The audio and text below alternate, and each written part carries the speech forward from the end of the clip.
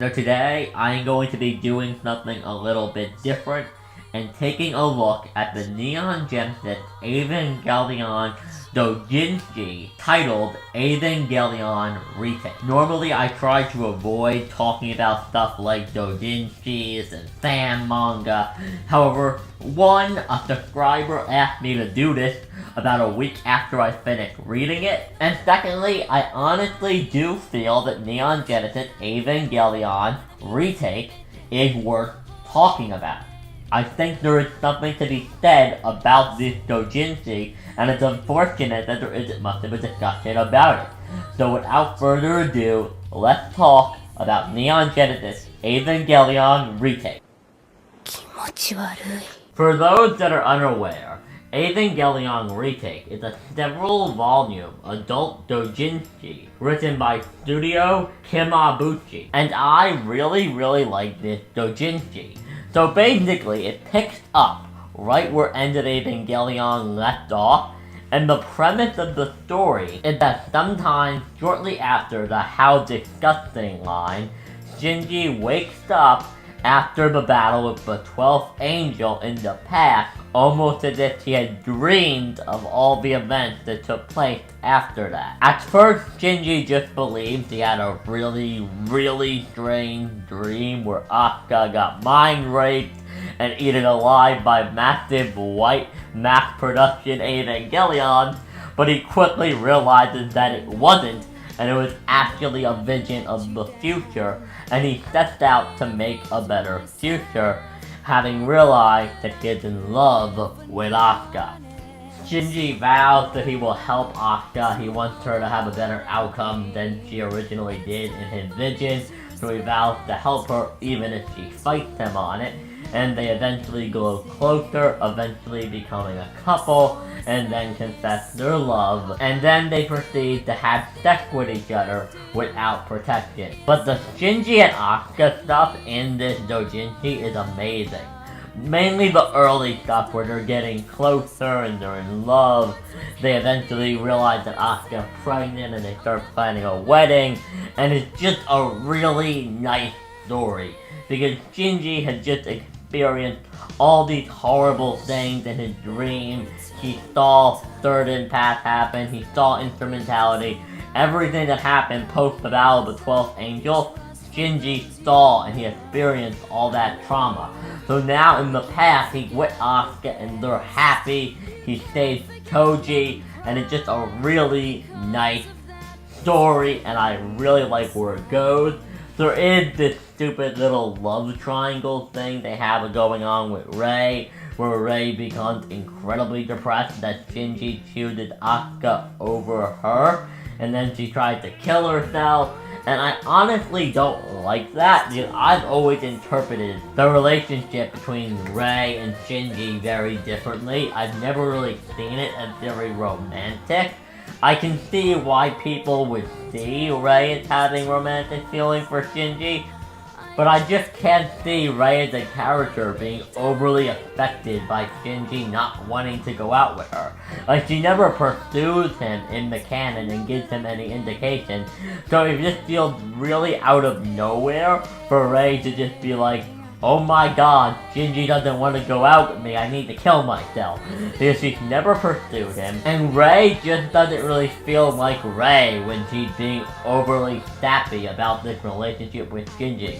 It's not like she's super expressive about it and she's being out of character, it just doesn't feel like Rei when she's getting upset over who Shinji is dating. Especially considering Rei never seemed jealous of Asuka in any way in the canon, and Asuka and Shinji lived together. So I didn't really feel the Rei stuff in this, I just didn't love it. Rei is a fine character in it, don't get me wrong, she's interesting, but I just didn't feel the romance stuff between Rei and Shinji in this. I also don't like the way Asuka ended up. I don't mind Asuka's Eva being destroyed during the battle with Arthiel and her being hospitalized. That I'm fine with. What I don't like is how mentally damaged Asuka is. She doesn't really know who Shinji is after that. She kind of acts like a child, and she is just not Asuka. And honestly, I feel like it just hurts the character. You took away what made the character great. So, while yes, you did create a tragedy for Shinji to suffer through, you did it at the expense of what makes Asuka an interesting character. I feel it was a very cheap and demeaning thing to do to Asuka's character. Around Volume 3, the story, even for Evangelion, becomes, in my opinion, needlessly complicated. Like, the reason Asuka survived the explosion of Unit 2 is because her and Shinji's child was an angel, and it transported her to Terminal Dogma right before the explosion. But in exchange for her life, it took her mind. Then you find out that Shinji is also an angel, which is just even more complicated. But he's not physically an angel, he's an angel in the form of the human mind, which is really confusing. Throughout the entire story, Shinji has been being visited and tormented by this hallucination of Asuka from after Third Impact, with the injuries on her arm and the eye patch. And she's just mocking him. She torments him, calls him pathetic. It's Asuka at her angriest and most cruel, and she defied Shinji. And during Shinji's battle with the mass production Eva, she meets God, and then God explains that after Third Impact, infinite worlds were created, and all the worlds have two things in common.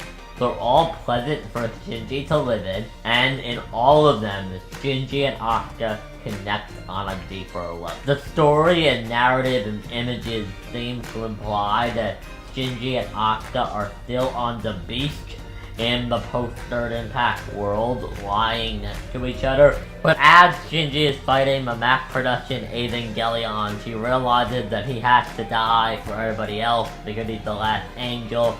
And he talks with the hallucination Asuka, and he basically what will happen when he dies. And she tells him that he'll come back, be reborn in a new world with no memories. And I'm just what is going on at this point? The hallucination Asuka tells Shinji that she forgives him for his past crimes and everything's fine, she doesn't care. She forgives him for everything. And I guess that includes the fact that he basically raped her, but I'm not sure if she's including that, or if she's just talking about everything else. She's probably including the fact that he basically raped her, but I'm not sure. Also, if you're interested, I did a video about the hospital scene where Shinji masturbates to her, and I will link that on screen right now if you want to go check it out. Then, surprisingly, Maya raises the LCL pressure in the cockpit, or the entry plug, and she knocks Shinji unconscious, basically saying, you know what, this is wrong. Shinji doesn't need to die so we can live. We can all survive together. Then we skip 3 years later, and we see Asuka and Shinji's wedding. Asuka seems to still remember her love for Shinji. Asuka still loves Shinji, but she functions like a child. It's very weird. It actually makes me slightly uncomfortable because Asuka isn't a functioning adult, and yet she seems to be having sex with one. And it's really weird. Everyone is happy, and it's very much a happily ever after kind of ending. Until, wait, there's more. God, this story is needlessly complex. I have to set all this up so I can complain about it. Basically what happened is that Shinji goes to the hallucination Asuka and tells her that he's happy and he could have lived happily in this world, but then the hallucination Asuka would be all alone. So he goes back to the fight scene and he destroys his core. Shinji, however, does not die, and Asuka gets her mind back, and then he gets out of the entry plug and she wandered around Nerve, and they meet up and they had completely forgotten everything. They're not in love, but they don't know about their kids. Then you cut to the beach, and Shinji is still choking Asuka. He lets go, he goes and he sits some distance away from her. Then eventually Asuka comes over and they fall asleep holding hands. So I'm going to be quite honest with all of you. I really start to dislike this story after Asuka becomes incapacitated, after her Eva blows up. After that, it starts to get needlessly complicated. It gets incredibly convoluted. There's like 3 versions of all the characters running around. There's the hallucination Asuka, the Asuka I'm a beast, the mindless Asuka, Shinji's an angel, the baby's an angel. I don't really know how that works because there's only supposed to be 17 angels. Because at least as far as I'm aware, there's only supposed to be 17 angels. I can see how someone would enjoy this, but I just personally feel it's more complicated than it needed to be. I think the story has a great premise. It's definitely better than a lot of post-Third Impact fanfiction and fan work.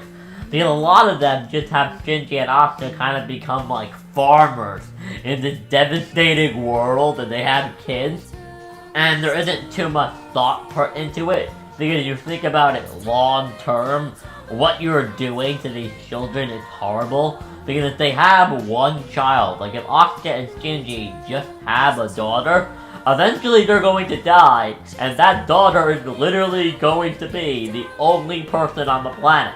So it's definitely better than most Third Impact stories that really don't think ahead too much and don't really put a ton of thought into how the world would actually be after an event like Third Impact and what it would be like for a teenager, a boy and a girl, to live in that world.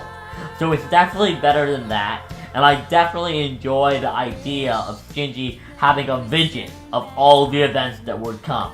So it's not really time travel, but he's going back in time, like he sees the future almost, and he's like changing things to make people happier. And it's a very interesting concept, and I like everything. I like Asuka and Shinji going around handing out the wedding invitations.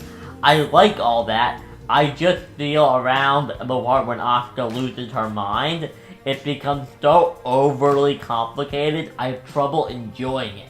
So personally, I would give this a 3.9 out of 5. There is some stuff in here that I think is amazing, that I love to death, and then I will admit there's some stuff in here I don't like very much, but I would definitely recommend it, because like many things Evangelion, it's up to you to read it and find your own opinion on it, and formulate your own view on what happened. It's at the very, very least a pretty fun read that I highly, highly recommend.